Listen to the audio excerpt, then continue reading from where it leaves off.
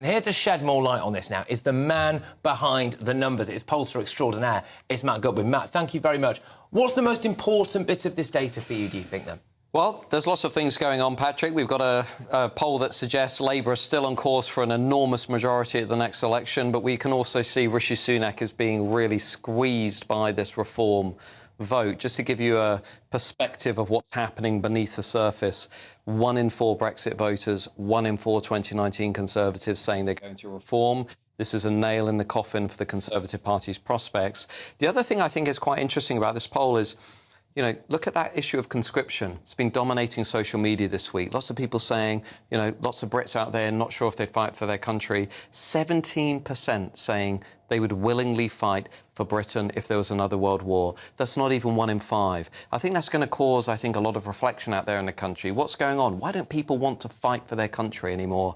Those are the things that stand out to me. Yeah, no, absolutely. Let's just drill down on that desire, lack of, to fight for Britain. What do you think is behind that? Some people saying we've willingly, blindly created a divided society with no sense of national unity or pride in a way. Well, I think if I was in China or Russia, I'd be pretty happy with how things are going in the West, because we've imported these, US-style narratives that are essentially saying, the West is racist, we're ashamed of our identity, we're not committed to our identity. I think we've got a political class that's a bit out of touch with the rest of the country, not really sure how to tell them, the reasons why we should be proud to be British, we should be defending this identity.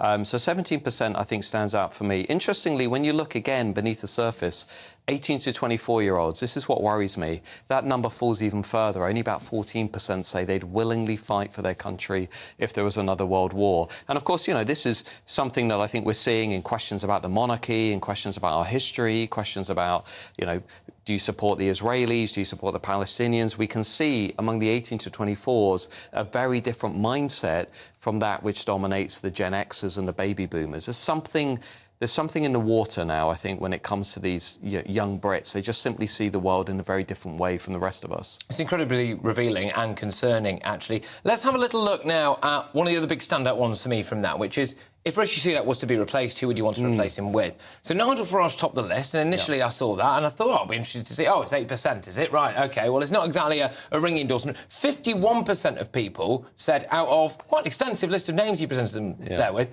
they didn't fancy any of them. Yeah. What does all of this really mean? Yeah, so I think what you've got here is just basically a brand in British politics, a Conservative brand that is completely toxic. There are lots of voters now that, at the moment I mention Conservative Party and focus groups polling, they just say, you know what?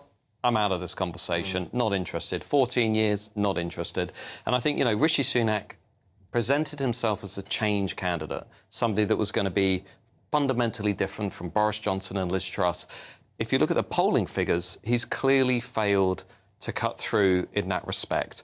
51% saying, I'm not interested, even if the party's under Penny Mordaunt, even if it's under Boris Johnson, even if it's under Nigel Farage, I'm just not interested. So I think what we've got here is an enormous hole in British politics, and also, by the way, an enormous opportunity. I mean, if I was Nigel Farage, I'd be thinking, why would I go to a brand that's utterly toxic and problematic? Why wouldn't I go into the Reform Party? Why wouldn't I try and take that, as we saw in the polling that we've just given to you, the Reform Party is now on 12%, but we know that up to 16% of Brits would consider voting for it. So if I was Nigel Farage, I'd be saying, well, my chances with Reform are better than with the Conservative Party, so why wouldn't I just go and do that? Yeah, that is really interesting, because I was with Nigel at the Conservative Party conference, and we kind of really... I saw it, I remember. We kind of farmed up a little bit of a rumour, really, about, is he going to join the Tories? And Rishi Sunak even commented on it, the Prime Minister.